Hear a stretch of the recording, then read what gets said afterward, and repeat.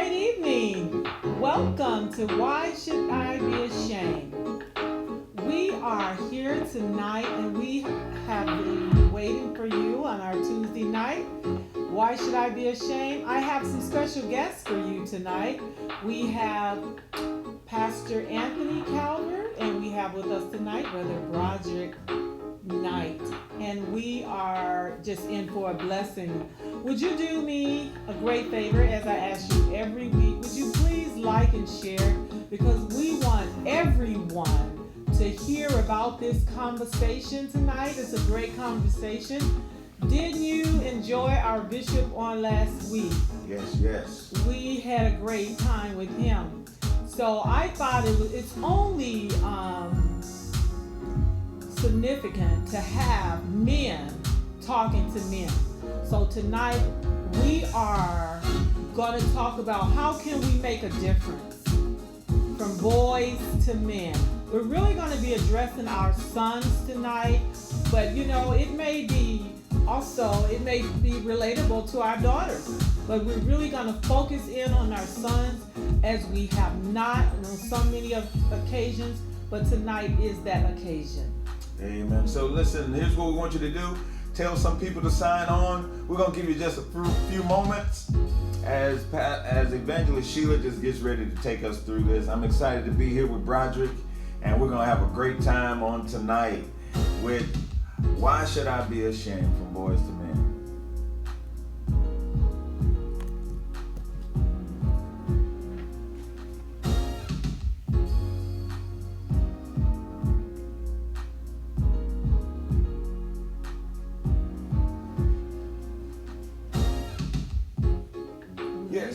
Yes.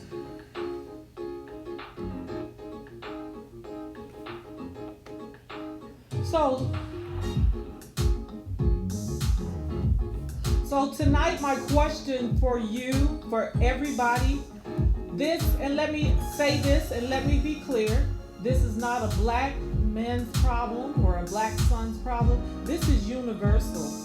All of our sons need to hear this conversation tonight, and they need to hear from a man's perspective, a male point of view. And we're going to talk tonight, how can we make a difference from boys to men? I want you to let Anthony introduce himself and Broderick, and then we'll continue our conversation.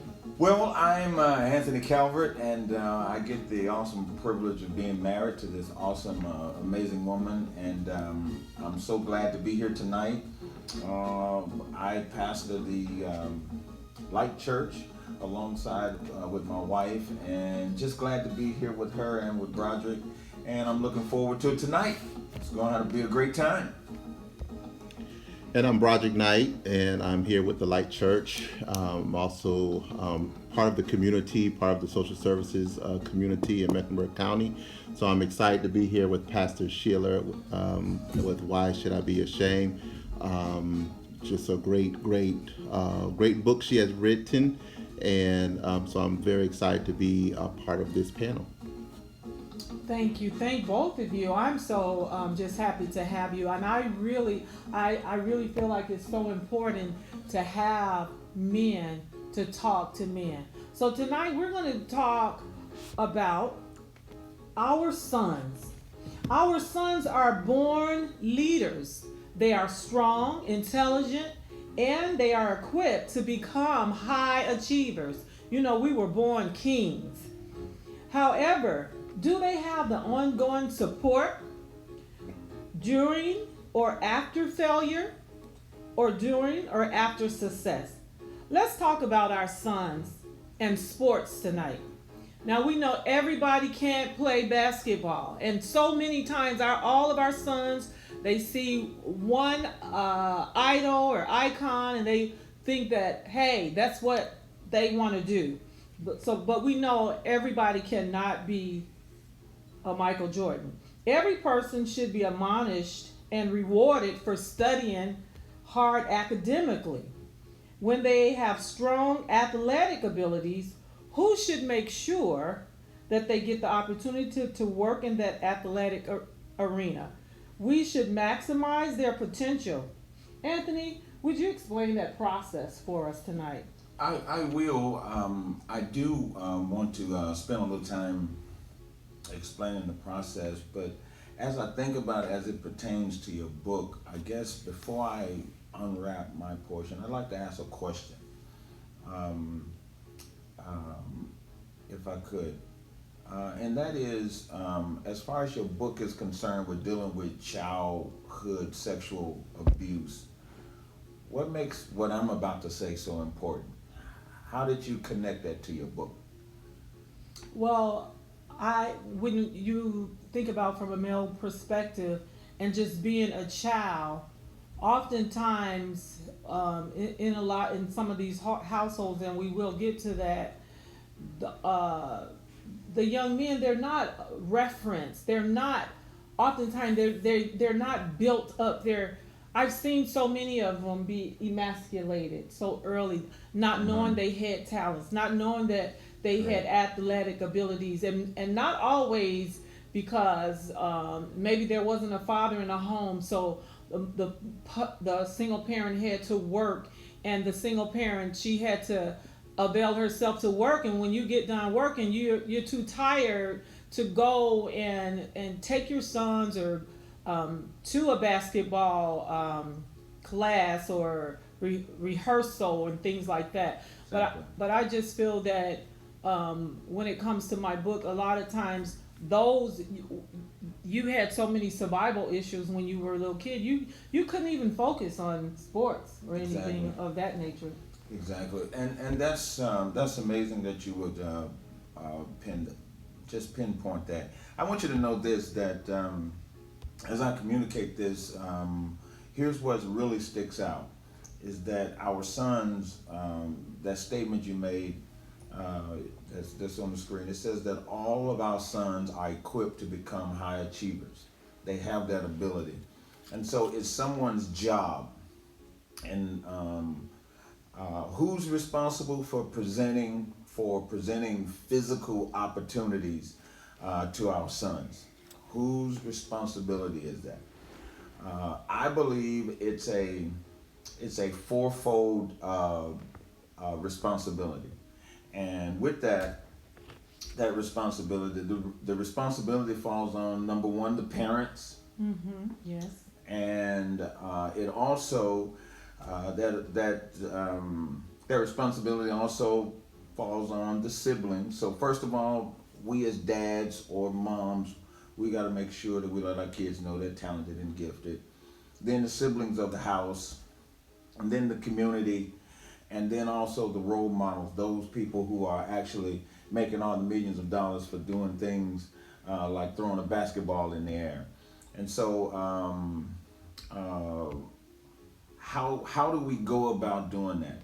That sometimes with the high rise of single parent homes, I think single mothers think they have to have all of these abilities, and they don't. There are different things that they can actually tie into that can help with their children. And so we are responsible for seeing some glimmer of hope in our sons. And I know this pertains to the girls too, but for tonight, I know you really had the young men on your heart, and we have to, and sometimes with our children, and I want to say this, that for those that are watching, that will be watching, and you have a child that requires so much energy to corral him, never let the words come out of your mouth that I have a bad son, I have a bad child.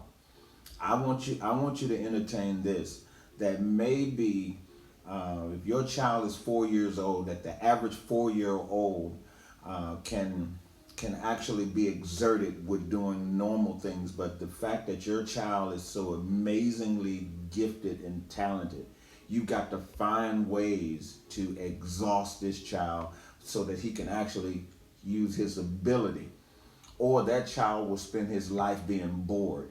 And when children are bored, if they are not using their talent, their ability, their giftedness, what they will do is they will take suggestions and they will use it for the wrong thing.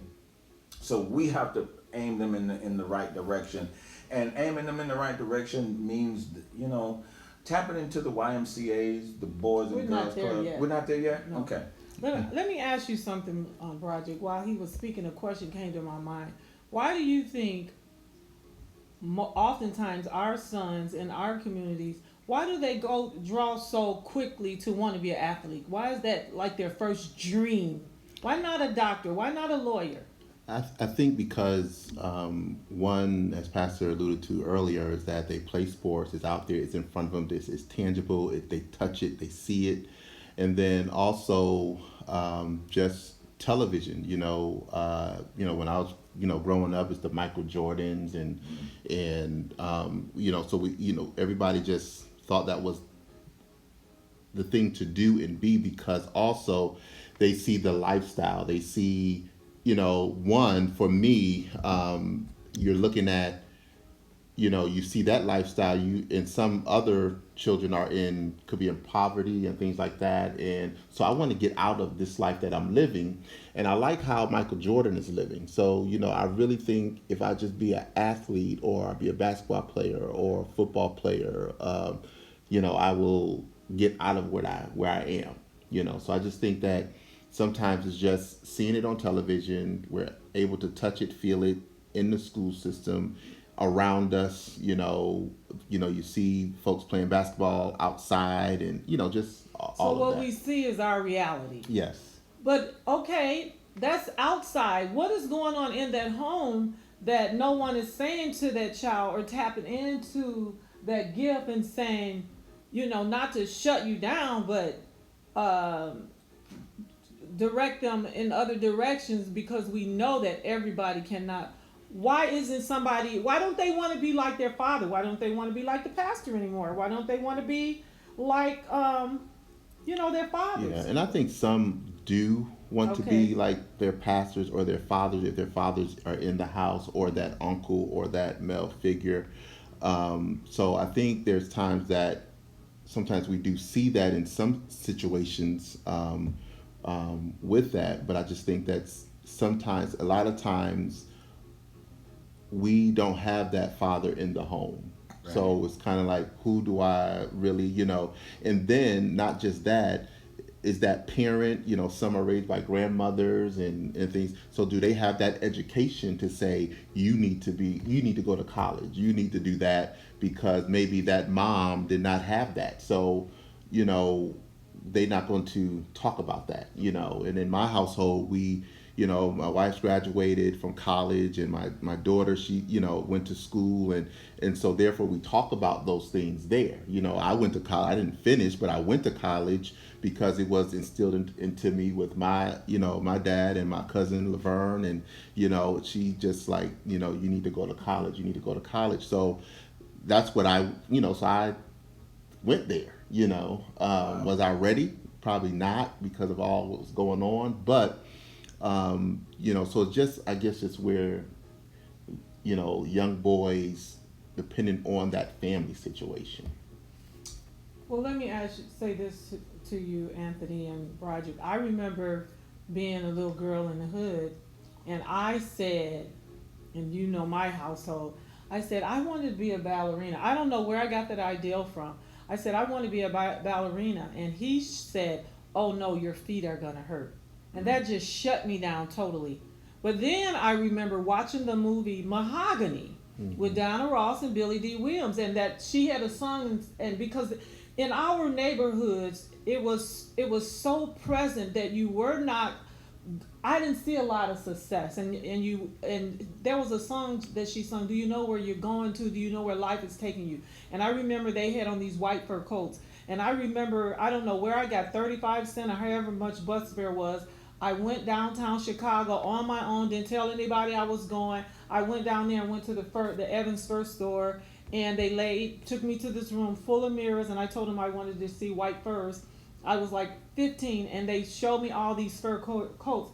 I remember trying to step outside of their reality because they were shutting down my dream. Mm-hmm. Did you have that experience, and does that happen to our sons sometimes in the home? Are our dreams shut down? So we look to the Jordans, and we look to the Diana Rosses, the things that is more real to us. You know, what we see is real because you're sitting over here with all your issues and you don't know who I am.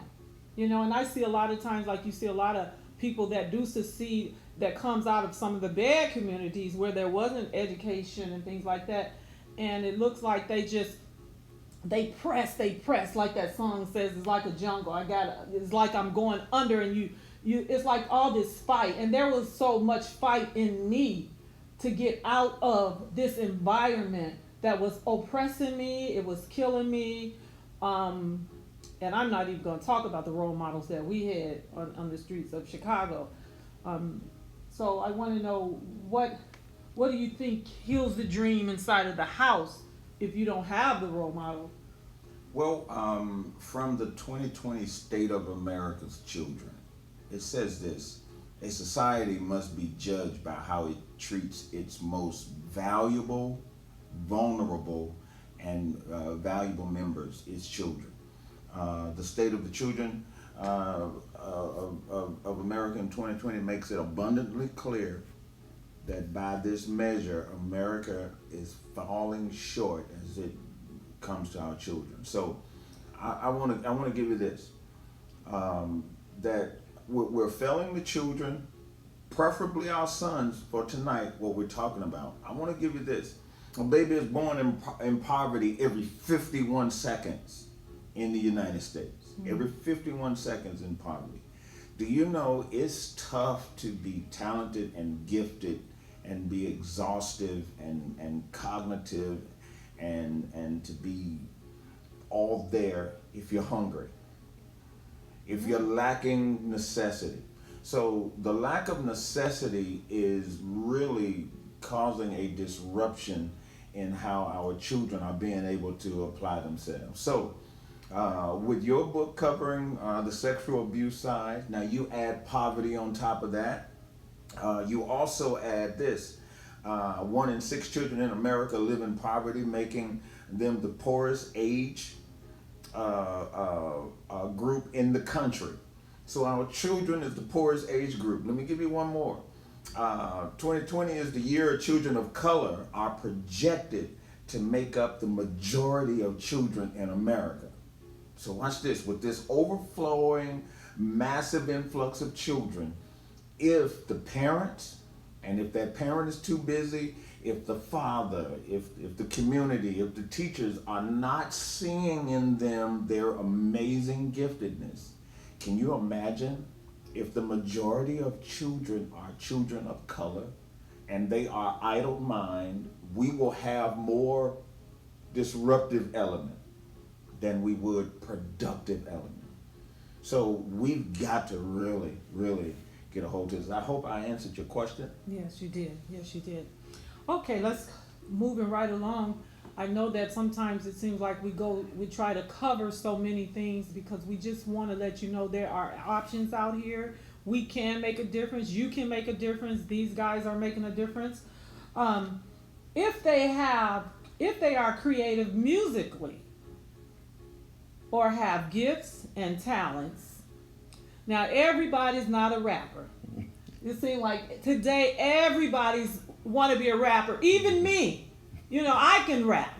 I'm not going to get started with that.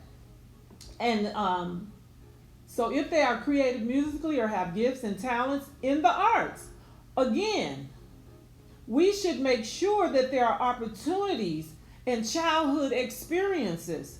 Broderick, could you explain the process? Like when I said I wanted to be a ballerina, they could at least took me to a ballet. They could at least got me a ballet book. Feed that dream that's inside of that child.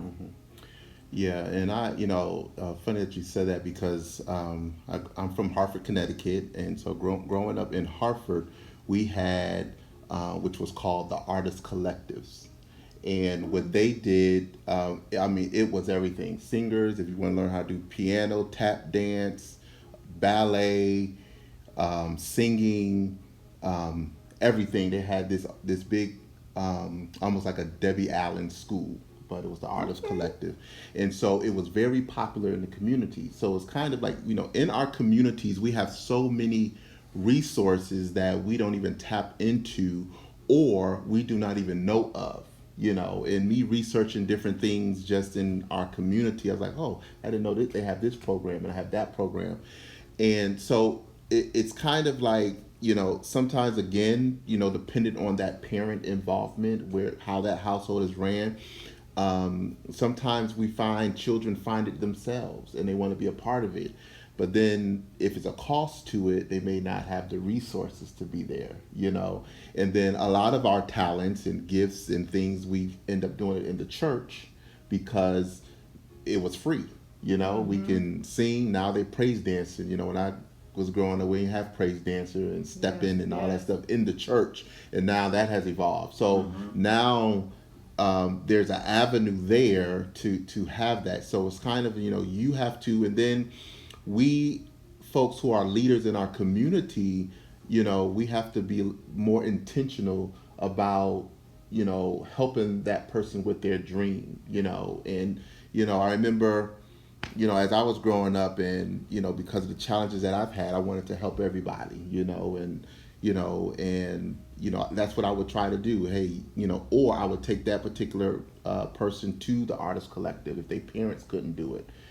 So we just need more of that in the community, to help them to achieve that, because especially we're in Charlotte, there's a lot of things that are happening here in Charlotte but we just have to get it out there and search for it, and because they're there. Wow, that is so true. That is so true. So something's on my heart. I want to encourage every single mother, every single man. Let's not beat ourselves, because some of us, we know that we failed. I know that my older children, they did not. I think my daughter was a cheerleader.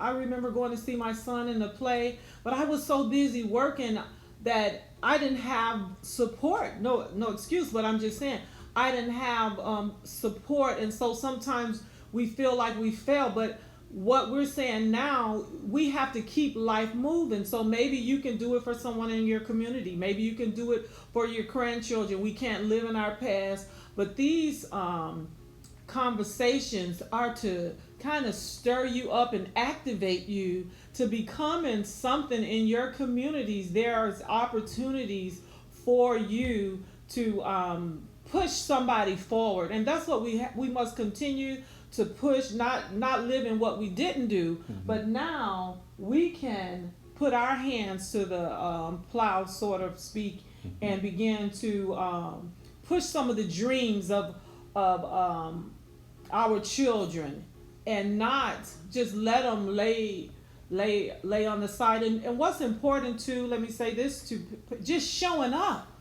Sometimes if you just show up, I remember going to see my goddaughter play soccer, going to see my grandson play basketball. It's not about how great they were at that time, but just showing up. They were so proud. There's a sense of pride, and some of us didn't have anybody to show up, but that doesn't mean that you don't show up. We have to become that thing that we want to see happen for someone else. Right.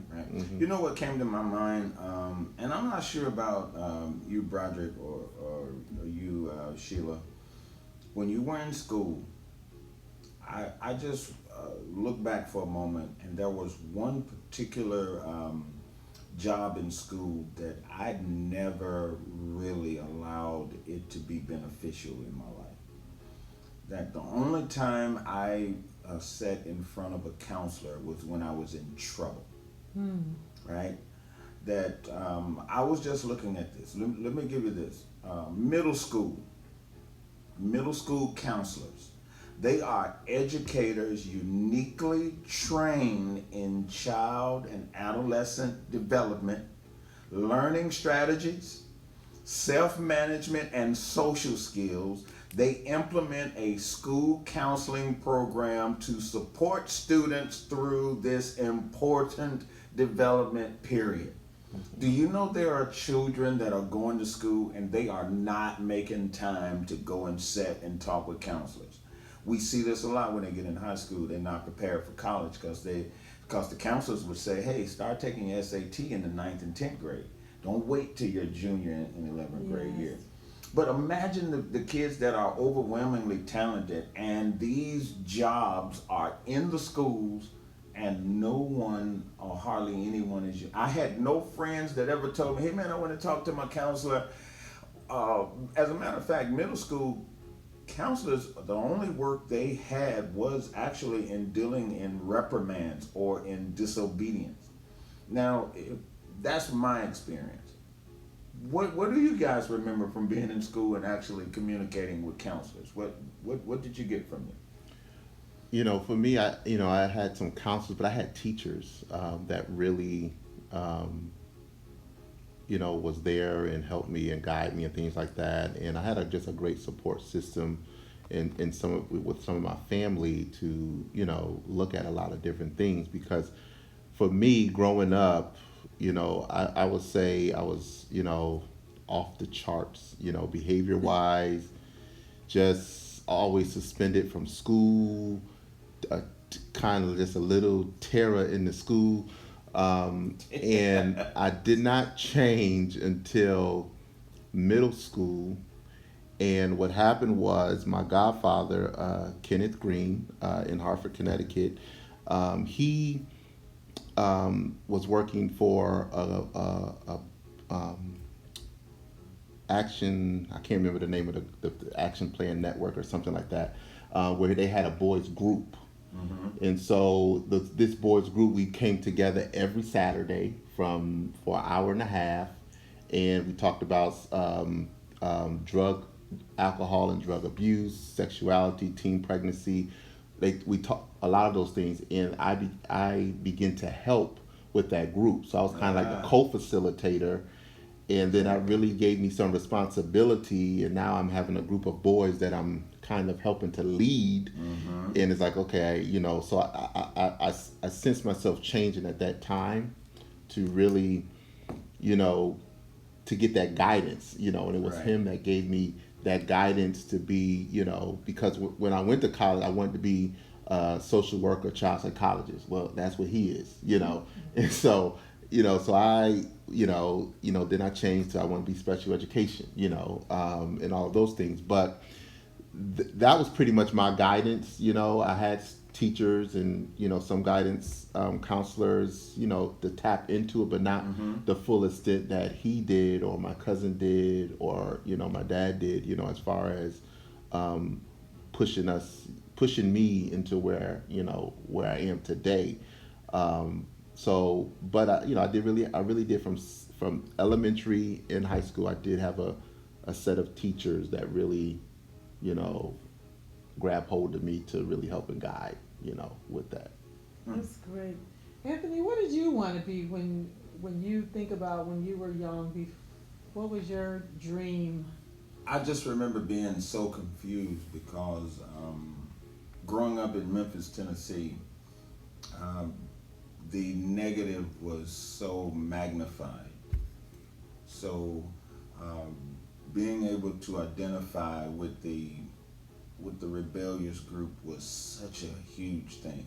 Now, don't get me wrong, there were children who actually made it out, but excelled. It just seems like it was hitting me from all corners. So here's what I wanted to be.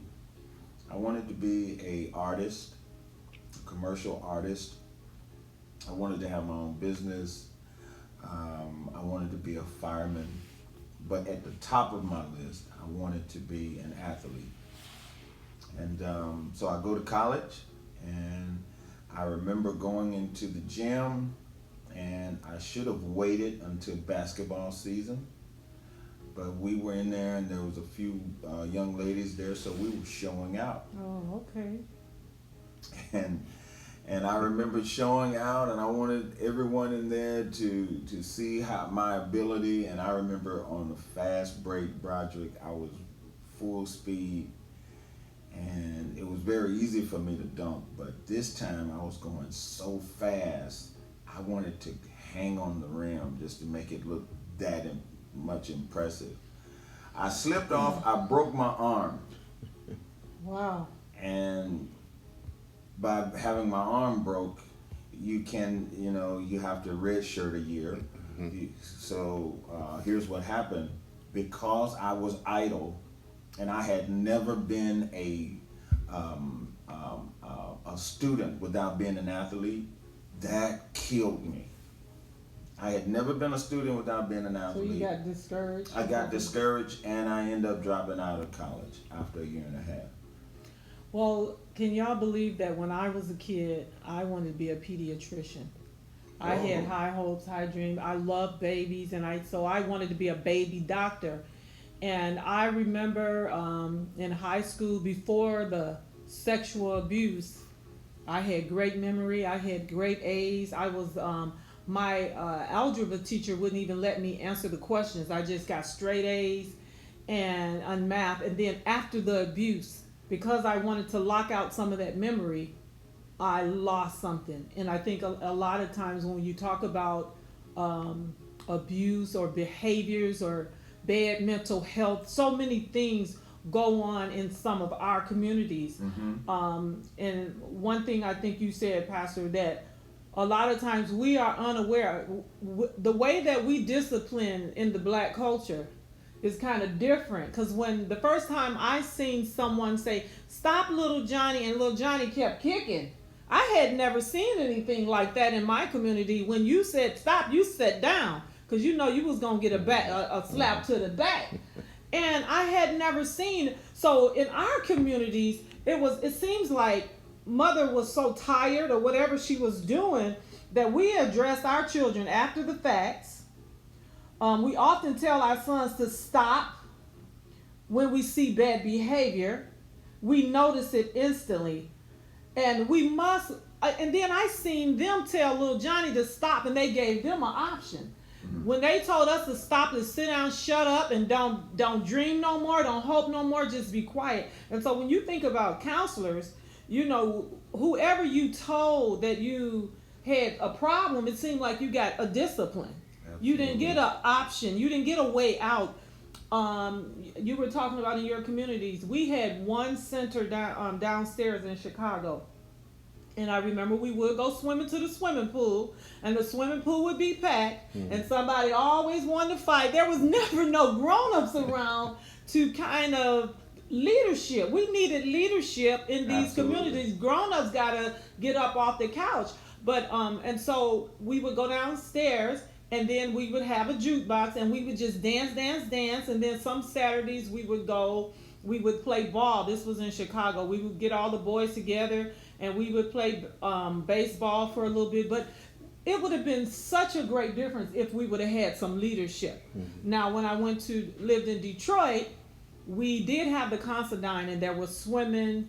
And I remember, like you said, going to dance after school just for a little bit, but something would always happen to cut it off. Maybe you didn't get your uniform, Absolutely. You didn't get your dance clothes, or you had to walk back and forth in the dark. And so it's important that we have leadership in our communities. And why aren't we giving our children other options? When we say your behavior is bad, and now they say they're rewarding everybody, you get a reward just for being on the team. But when there's bad behavior, how do we give our children other options besides physical abuse? Go lock in the corner. It's like we prepare them for prison. Sit in the back of the room. But little Johnny and them, they get options. Where's our options? Yeah, and I want to say probably right now it's totally different because it seems like every kid, the discipline now is to take away the cell phone. And it's just amazing how taking a cell phone away is almost they rather have a beating than you to take the cell phone. Wow. For me, some of my options, even for my youngest daughter now, because my older children, they got spankings, but it's like, if you don't wash these dishes now, you're not going nowhere, So it's really different now, it seems. That's true. nowadays because the way we were disciplined growing up, it worked, for me. Some of it worked, because my grandmother, she, I ain't gonna tell you, anything she grabbed, she was hitting you with. Abuse. It would be called abuse today. Exactly, You're going to jail. today, exactly. But she, it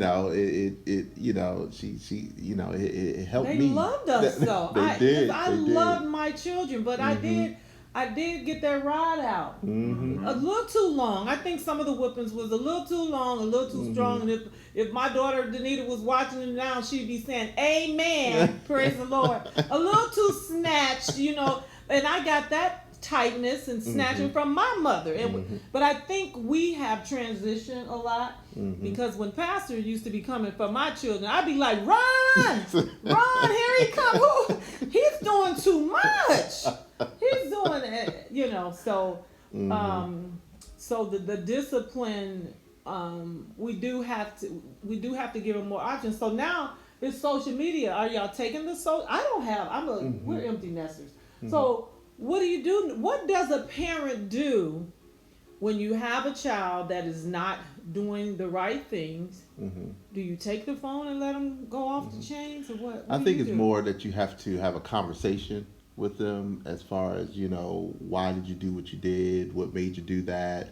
To give them to think about some of these things. Because sometimes in the household, especially with my older two kids, we didn't do much of we kind of did everything for them and, so protective and all those things where they could not, now they get older, as they were growing, they couldn't make that decision to do this and the decision to do that. And so now with our youngest one, she's, it's getting her to think about what she did, if she did anything. I mean, she's definitely has totally different than our older two. As far as discipline, she's great. But when those things that are wrong, we talk about it and, what was your reasoning behind that, And if she comes with a problem, like, with basketball, she used to have a whole lot of challenges with the team, the coach, and all those things, and couldn't understand this and couldn't understand that. And so I had to have her to understand the other side. 'Cause a lot of times we don't have the conversation for you to see what was the perspective of that person,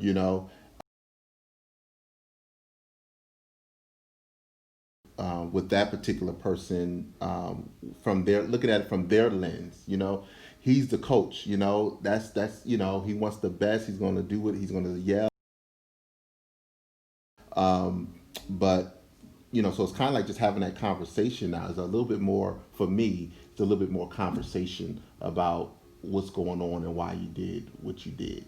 So we listen to our children a lot more. I think we're more sound. We're not as frustrated as our parents were, or we have a clearer understanding. And let me tell you, I don't know how we got on this discipline thing, but I remember taking my children to the doctor, and the doctor asked me, "Well, what do you do for discipline?" And I said, "I whoop their behinds." And the doctor said, "Well, do you have other options?" And look, I was, that strong black woman. There are no other options. We spoiled the ride, and so, but we do have. There are other options. And the thing is, too, is we learn from behavior. So if our parents got disciplined us a certain way, we could tend to take that on. I probably was more the strict person in the household. My wife was the easy one, I would say. But I had a strict foundation too. So I'm learning from behaviors of the past, and then I learned from also behaviors of having conversation. Because even like I said, I was so, as a kid, so much anger and all those things. But like my cousin Laverne, she would have conversations with me. It wasn't, every now and then she'll jack me up, but she would have conversation to make me think. And you would hate to sit there and hear and listen. And the thing is, even though probably the time she might have thought I wasn't listening, but I was, So when we have these conversations with our children, they're listening, you know, your children, they listen, you know, they end up coming. What happens is that once you build that foundation, they end up coming back to what we said. You know, they go right back to it, even though they may go out there and do different types of things, but they still have that foundation that they will always come back to, you know. So I think that's important. Here's and it's the still about leadership. Yeah. here's the thing: we're living in a society where discipline is diminishing. So discipline is diminishing, and parents is using technology as a way of disciplining their children. Hey, you don't clean your room, I'll take your phone. Well, in also along with that, more than 72% of Hispanic and Black 4th and 8th graders are not proficient in reading. So watch this. They're more connected to the world than they ever been in their life with these cell phones. And they're doing all of their learning through videos and through graphic-driven material, and they can't read. I was at work, and a adult told me that he wrote his child a letter in cursive. Do you know they're not teaching cursive writing in school anymore? And his child could not read and can't write cursive, and that child is in the 9th grade. So with all of that said, is that discipline is being diminished. The desires of our children trying to keep up with other children, we're using that as a way to actually discipline them, but we're also using that as a way if I give you this phone, then I'll get something from you that I want. Exactly. You'll do what I say, you'll be more memorable. But here's the thing, what about the vast opportunities that we're opening up by turning children loose and leaving them to themselves on phones? So I can't remember the high school, and I want to say this, I want to see how you guys feel about this. The counselors were actually getting with the young men in high school because they had no idea how to ask young girls to go to the prom. Communication is gone too. They were scared. They wanted to send a text. They wanted to send it in message or in DM, and they were furious. They were scared, and it was an all-out attempt because the proms were being attended not with dates. Everyone was going stag, and it was an event to help save the social character of our children.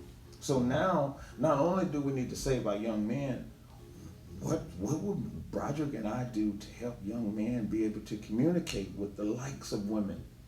So guess what has happened? There's no communication coming from men. It was always not enough.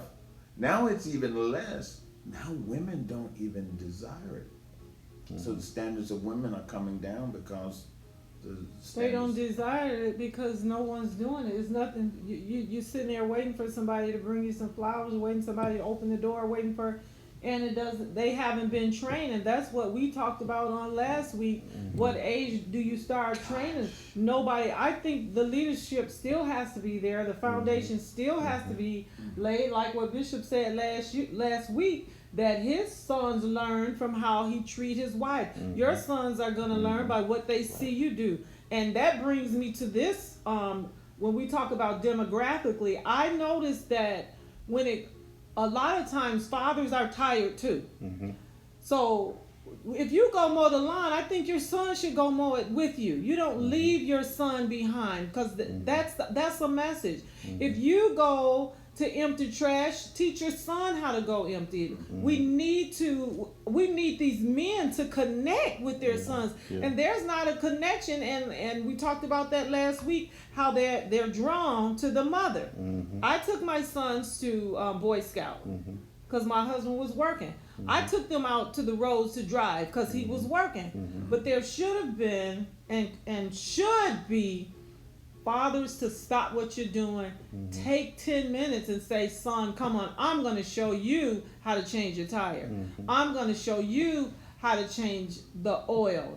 And we know that because of the abuse of children, you can't just send your sons with your neighbor anymore. You better go with him, mother. You know, even if my husband was going to take someone's son, someone needs to be there with them. You know, in this hour. You can't just send your children. So does all boys have the same opportunities demographically, economically, or what do you think? Do they have the same options? We don't. So there's going to be a different outcome. That's why we have mass incarcerations. Right. Because, and who takes responsibilities when they say, and this bothered me too, even as a single parent, I got the blame for everything, even from my children. They didn't blame their fathers that they didn't put their part in, that they didn't show up. I got the blame. There was no grandmother and grandparent support. I got the blame for that. There was, you know, and I just worked. But a lot of times the blame is not spread abroad. The responsibility, not blame. I think I'm looking for a different word. The responsibility, demographically, economically, you know. Yeah, there's definitely a imbalance because, you know, we just, even That's the as word. black boy, you know, we don't have that because father's not in a home and, you know, single parents, and now you have a high percentage of grandmothers raising, you know, the children. You know, I know my grandmother helped to raise me, and, you know, and my aunts and them, you know, so, you know. Where are the fathers? They're, you Why know. they so mad at us? Why they don't like our voice? And, you know, and you know, I don't know. It's time a generational type thing, because even, so they wasn't, you know, son. yeah, Even exactly. Some of them wasn't exactly, son. and it just continued to happen. But for me, you know, because I didn't have my biological, you know, my dad, you know, he's really my stepdad that I called dad, but my biological wasn't there, you know. But thank God for all the other support that I had, even though there was still a void there, because there's still a void there. Yes, even you have all the support in the world, but I had a great support, and it was a support of women. My grandmother, my aunt, my cousin, it was just a support. And then my dad now, came, Alan, he was there. So I had this support. And what I had to do is I learned from and it's so funny because you guys talk about, you just have a big family, and it's just my family, an extended family, because I have learned so much from all sides of the different parts of my family, and so I knew. And then my godfather Kenny, he was always a family guy. Children, him and my godparent, they're together, and watching him even train me and giving me leadership into the boys club, in the boys group that we had, because eventually I ended up running 2 other boys groups, so therefore he deposited something in me that I was able to go and deposit to 2 other places, my own home church that was there, and then it was another church that I used to just go to Sunday school. So I had 2. It was so crazy because even at that time, just going to, like, on a Friday and a Saturday, I was doing boys groups, and helping them, because, I know they needed that male figure in their life, with that. But it helped me, as far as when you talk about leadership, that really helped me to start thinking and to be, I think a great leader now, just on my job and things like that. It was those things that helped me, because I wanted to be a leader. It was in me, but someone had to pull it out of me and show me, and I had to look at that. So it was, so it's kind of like, who is that support person? And I like Steve Harvey. He has does a mentoring camp every year. They couldn't do it this year, and it's a great. But to have hundreds of boys, there is not enough men and folks out there to help mentors, to have mentors. So there's a shortage there because, you know, some people have, I mean, even to me, my life now, I did that back then. Now, I can't do it as to the extent that I did it back then, but I did do it, you know. And so, you know, but you gotta these duplicate boys, yourself. yeah, You have to duplicate yourself. You have to. Leaders make leaders. You got to do. You got to delegate. You got to delegate people. Push them out there. Let them fail. Let them mess up. Leave them with the issues. I know our time is wrapping up here. We talked about, does all the boys have the same options demographically, economically? Are there social barriers, Pastor, for rich and poor, black and white? What are some of the barriers that starting with these little boys? What is hindering them? And I think what I hear mostly tonight is having that leadership. And what I find too, a lot of times in leadership, even in our churches, you find one person want all the attention to their self instead of them delegating and being that person needs some healing and repairing, that man, you know, so that, you know, a lot of times you have pastors, they don't have time for their own sons. And then you have these women bringing their sons to the church for the pastor, and then the pastor's wife looking like he ain't got time for his own son. You know, we have to find other ways to make this work. What do you do when everybody is looking for something for themselves, and we know it's a blessing to give and pour out? We got to give what you all have inside. You got to give it to somebody else and release it and let them have it and keep moving and keep. You can't stay there all the time. You make that deposit, you move. So, you know, also, as I was thinking, you know, also with, you know, we don't have a lot, for some reason, a lot of collaborations that's going on in the community.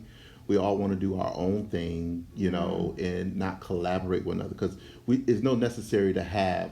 Why would we have, you know, 15 different mentoring programs in a community?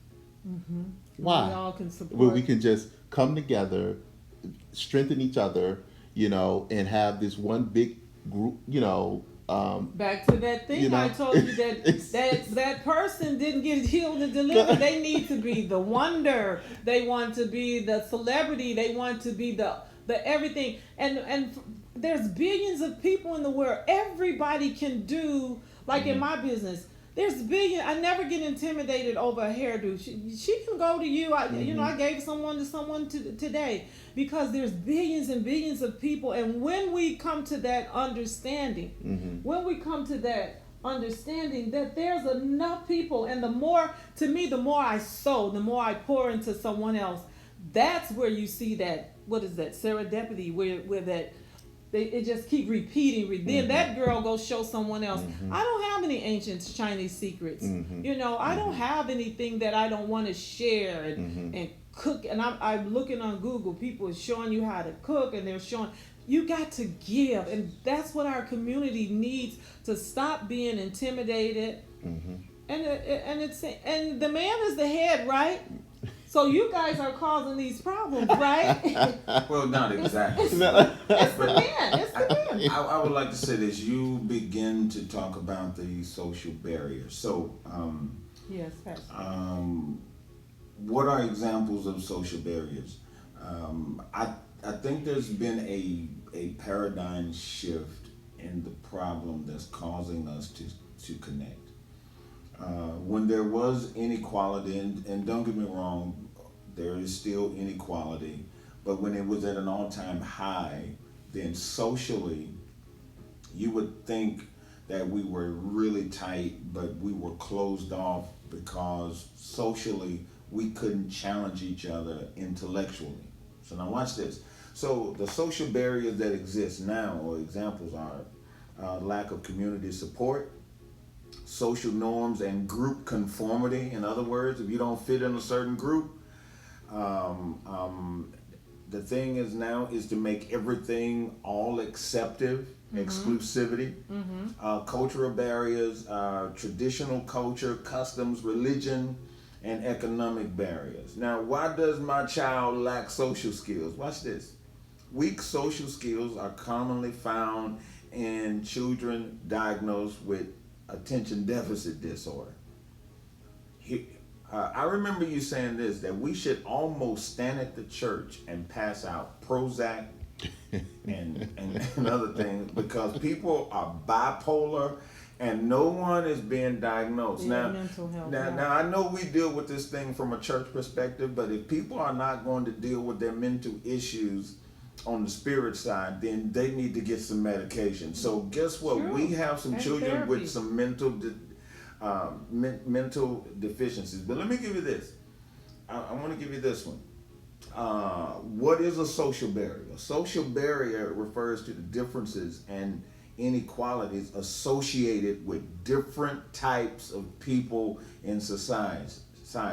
So the very fact that the extremes of differences of people are so extreme, True. you would think that with this being the social media area, that we are our children have so many friends and they are so non-social.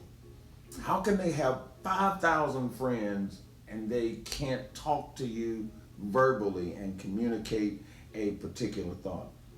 It's because the more they connect on computers and cell phones, the less we are actually benefiting from the humane side of each other. What age are they getting the computers? What age are the boys getting the computers? 2 and 3. 2 and 3. And working better than anybody else. Let me give you these 6. Let me give you these 6 things, and then I want to just shift you right here. How can I help my child with social skills? 6 ways to improve your child's social skills. Here they go. Follow their interests. Enjoying others will come more naturally when a child is doing something that they are genuinely interested in. Number 2, learn to ask questions. You got a question, ask your questions about the child. Number 3, practice role playing, because sometimes asking your child a question, they will not answer. So you have to almost trick them into answering by putting yourself in their position. Practice role playing. Teach empathy. Teach them to feel for others that are in the position that don't know, that are lacking social skills. And here's another: know your child's limit. And number 6, be a good role model. Now, I'm not going to ask you guys how do you fail more than win in social, but I used to think I was a social butterfly.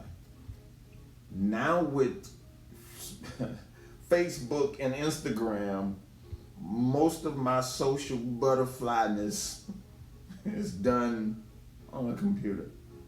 But I still think you're very sociable, because whenever we go out, you always talk to people, you always enter, somehow you get in the middle of the circle, and you're very friendly, you're very outgoing, you're very, so I do think that.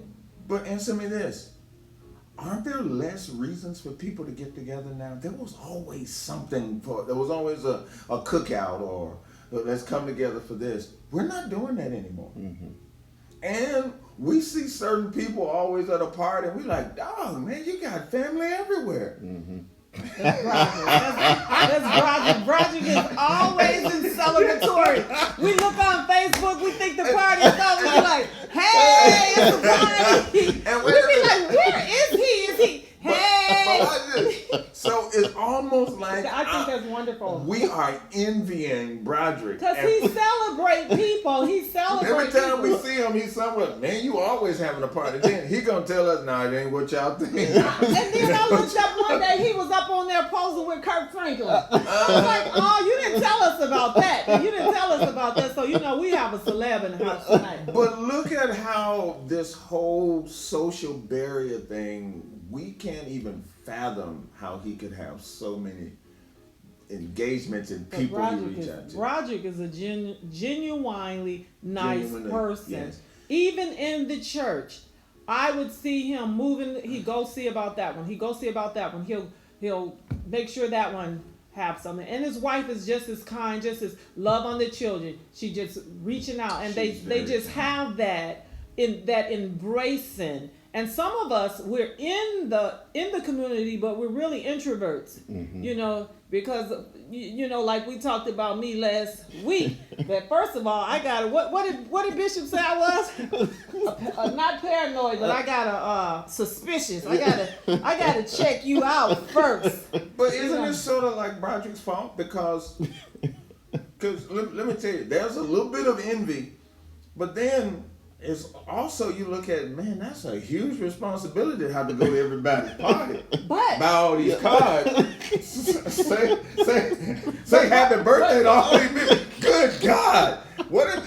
That's too much. So it's like we sort of envy him. But he know how to give you 2 minutes and make it seem like he been talking to you for an hour. Yeah. Ha ha ha. He be like, yeah, I got your bye, but Broderick, you be gone. But really, I am an introvert.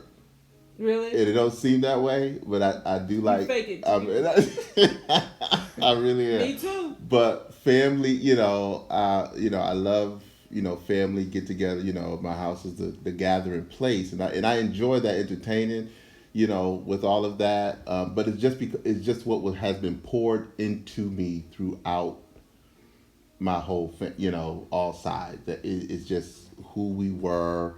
Come together, do different things, you know, even though there's so much division in my family on all sides. All of our families. Yeah, all right. of us got that but dysfunction. We still, you know, there's one set will still come together, you know, so it's all that, you know, I enjoy and things like that because it's important, and then for my children to see that, because I want that to continue on down, because there were so many, even, you know, there were so many different challenges in families and things like that. But, you know, I want my children, the generation to stay together, talk to one another, be together, and all of that. Right. You know? Well, let me say this, and then we're gonna go down here real quick.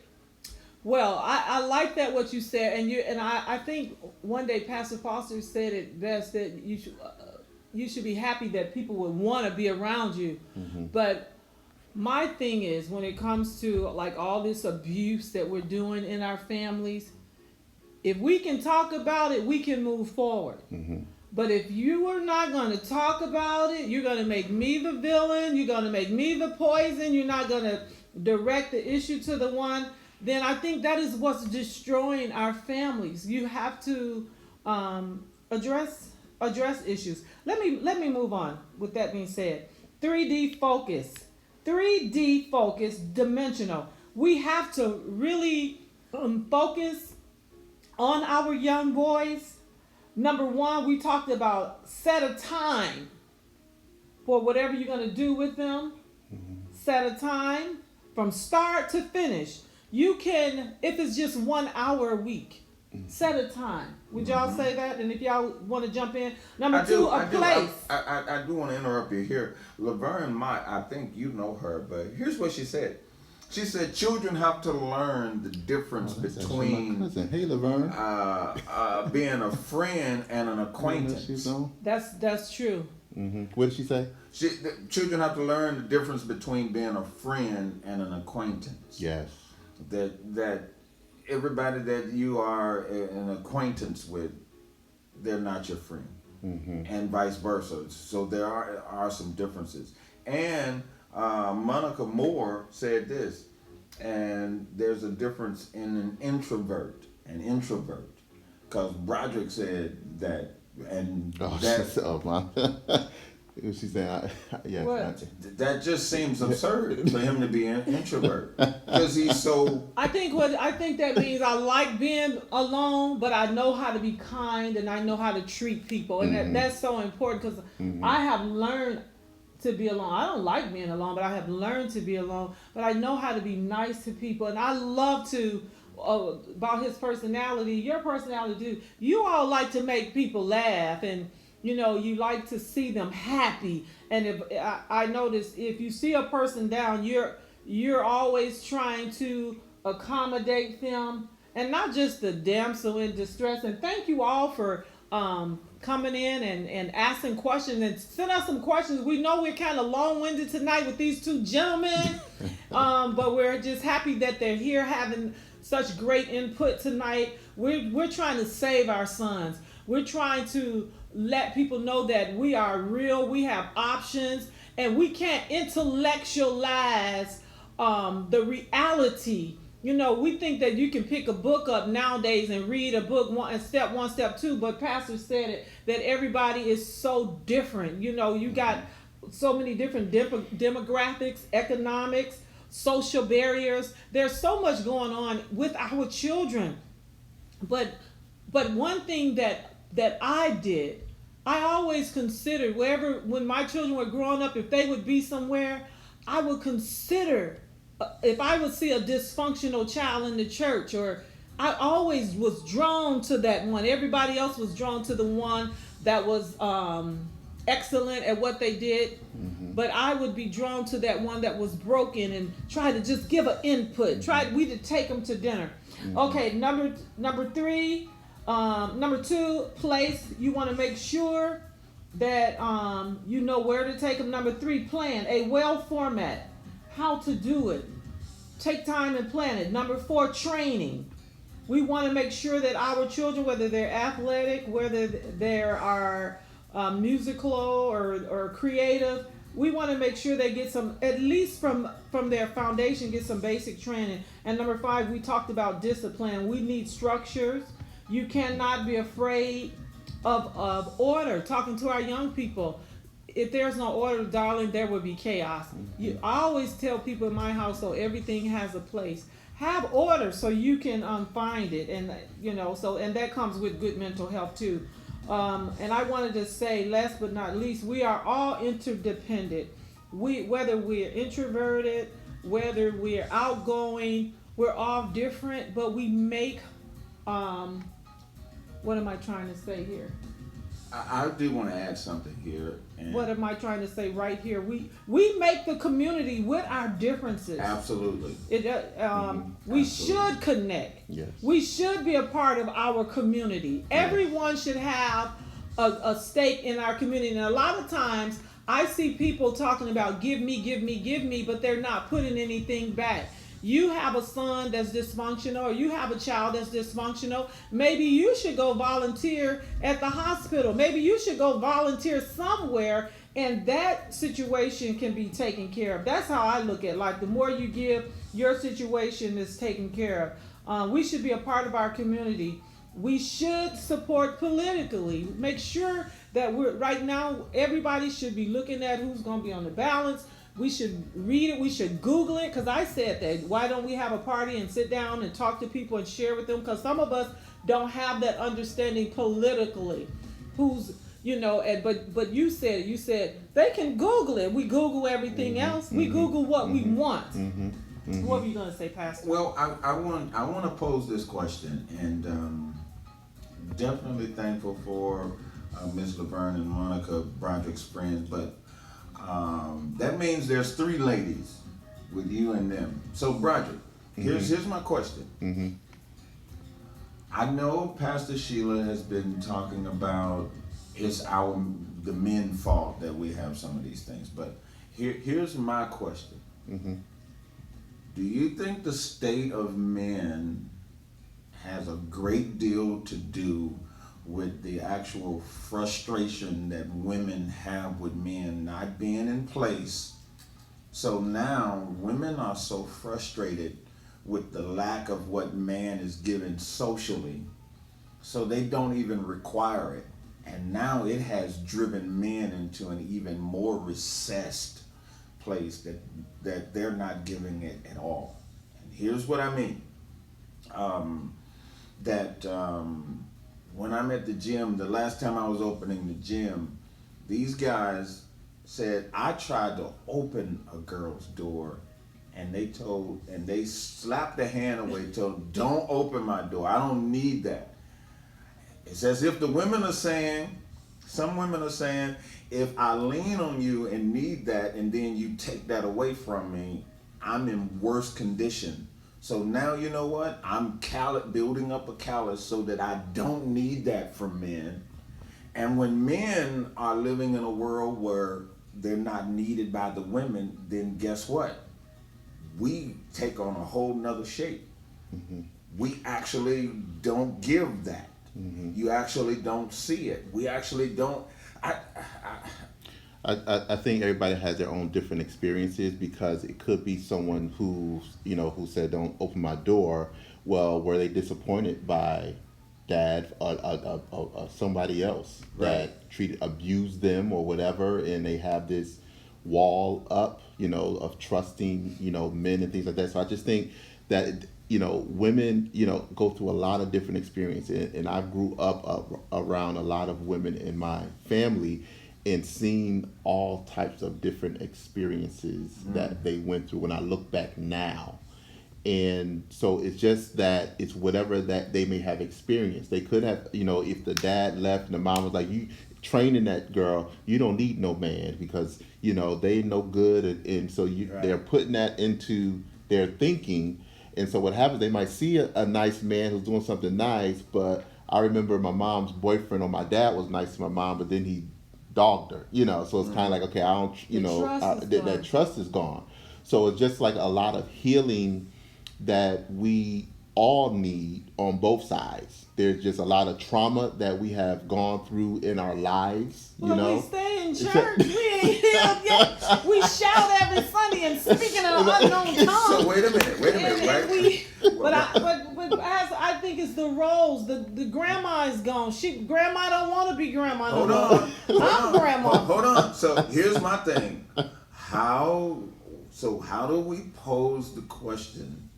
Or do we get the women to even want that type of man again? I don't, because Broderick, it's just not being.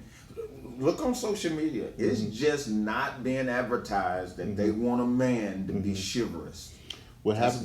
But what happens is that the men have to be an example and show.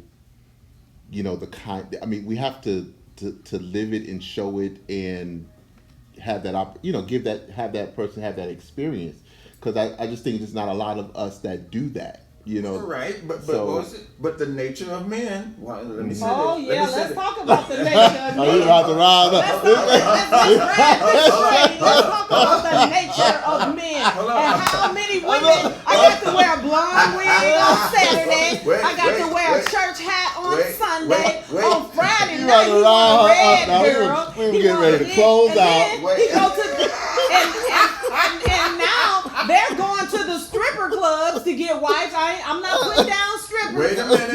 They want a freak in the bed and they want a church girl on Sunday and we like schizophrenic and we're like, look, dude, I'm just gonna be me. So now here's my whole thing. Is that true? Is that true about there is some level of truth to that, but here's the thing about the nature of a man. Broderick said that the man have to get back to the point of showing it. Do you know that all the styles for our black men is driven by what the women accept, not what they like?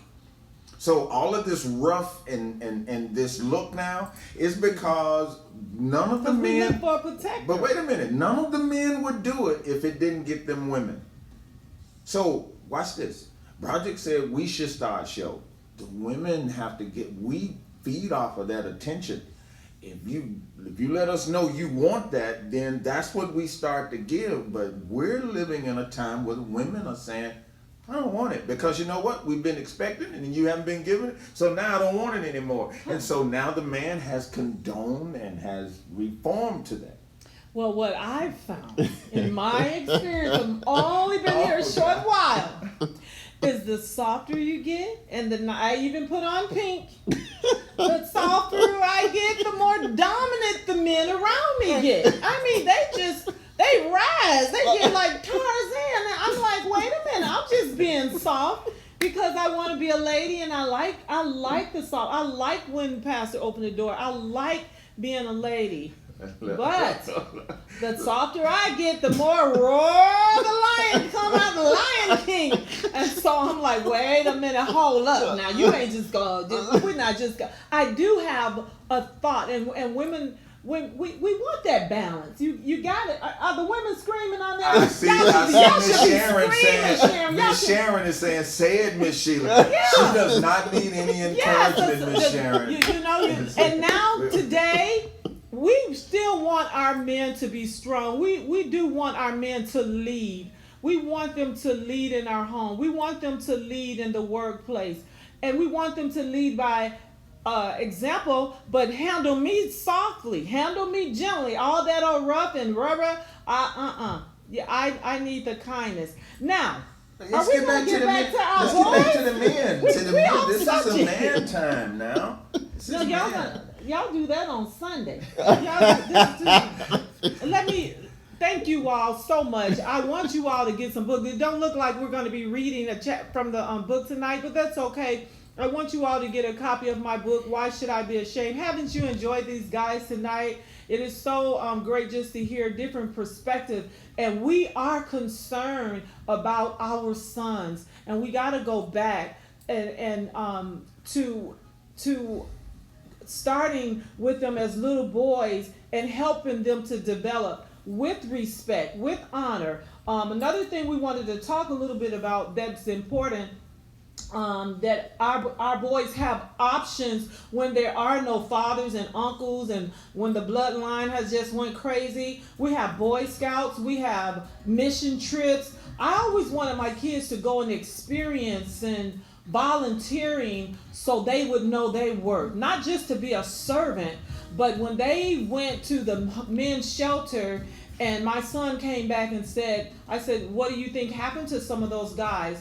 And he said he think that they didn't listen when they were young, and they can learn some lessons. There's opportunities to volunteer at the hospital, and I think in our culture, where I have a deep concern, we don't volunteer. Do we go to the hospitals? Do we go to the nursing homes just to show them, even if they don't have a grandparent, homeless shelter? It breeds strong value systems. We go to church. And one thing, and then Pastor, you can finish this, but ongoing support is key. With every task, after each program, there should be a safe place. So our people, we need support. And I thank you all tonight for supporting us here at Why Should I Be Ashamed? We need the support. We need to hear your voice. We want to support you. We pray that when we go back into our churches, what is more just than just us preaching at the congregation and preaching to the choir the same messages, but that we'll have something in place that we'll take time and say, it's a sacrifice. Like I've had tea parties for little girls because I'm a girl mama, but somebody needs to have some things just for the boys to hang out all night once a month. And it has to be a consistency, and there have to be a platform where they can do this and they can get that value. So it's important to make sure your children volunteer to have an experience, and they shouldn't always want $1 or a trophy for what they give out of their spirits. And thank you for watching tonight. Anybody else have anything before we leave Thank tonight? you for watching. Enjoyed it. Well, thank you. Thank you for having me. You're welcome. You're welcome. Thank you for having me too. I did put a little comment up that I think it's the women's fault, the condition of today's man. Yes or no? Definitely. I just want to say this. I have thoroughly enjoyed myself. This has been great fun. This has been really fun. Informative. And I just see something shaping up as far as the discussions we need to have. I want to end with this. And will I be preaching Sunday on your platform? Do you think I can get a? You think I can get a? I haven't done the ministry in a long time. You like to come here on Tuesdays. You think I can? I mean, so you want to do this right now? Right? Yeah.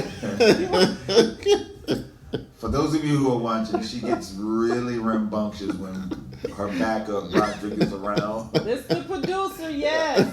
But I want to leave you guys with this, and I'm not sure if this is going to stir up a can of worms or not, but I want to say this, that I would love to put a challenge out to women to start back teaching the daughters to require the stuff men haven't been giving. Yes, and notice I said that we haven't been giving, but still require it. I see young ladies walking in stores and they don't even expect a man to open the door for them anymore. And guess what men don't do? We don't do what we're not expected to do. And so, with that being said, if the women could try to muscle up, you don't do what God told you to do. You don't do what God put you here to do, and that's who's. Okay, we're getting ready to close out, guys. We love y'all.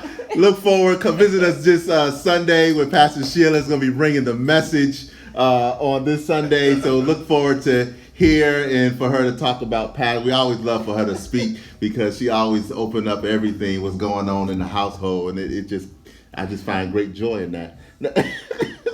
I'm sure you do. Thank you, and we're gonna say good night and be good to your children, all children. But let's love on our sons and let's encourage our sons. Have a great night.